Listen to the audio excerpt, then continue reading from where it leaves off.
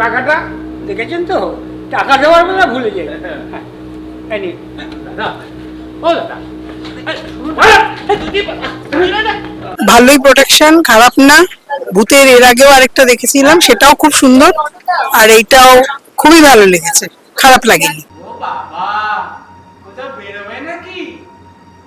Lifestyle তো পুরো change করে ফেলেছো। লাইফস্টাইলটা চেঞ্জ করতে পারবো না, তাই হেয়ার স্টাইলটাই চেঞ্জ করেছি। তোমার মতো বসে বসে এমন গান গাইলে তো চলবে না, কিছু করতে হবে।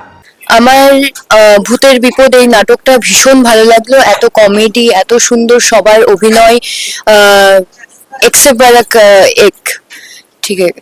তো আমার ভীষণ ভালো লেগেছে। আমি চাইবো যে এই নাটকটার যখন নেক্সট শো হবে তখন আরো সবাই আসুক, দেখুক। এত সিরিয়াস সবার জীবন এখন, সেই জীবনে দাঁড়িয়ে এইরকম মজার নাটক দেখার খুব দরকার, জীবনটাকে আরো মজার করে তোলার জন্য। Thank you. হঠাৎ করে দরজা খুলে গেল, হুড় করে কোল থেকে জল পড়তে শুরু করলো, আসলপত্র হুড়মুড়ে পড়তে শুরু করলো। শুধু শুধু ঘরটা মটকাতে বাকি রেখেছে। খুবই ভালো লেগেছে এটা, লাইট মেকআপ সবকিছু ঠিক আছে। আমি এদের আগের প্রোডাকশনও দেখেছি, খুবই ভালো। এই শোন শোন শোন শোন, আনলিমিটেড নেট রিচার্জ করিয়ে নিয়ে আসবি, বুঝছিস? এই দাঁড়া দাঁড়া দাঁড়া, আবার কি ভেতরে ঘর থেকে ল্যাপটপটা এনে নিচ্ছি, ওটাও সারিয়ে আনবি, বুঝছিস?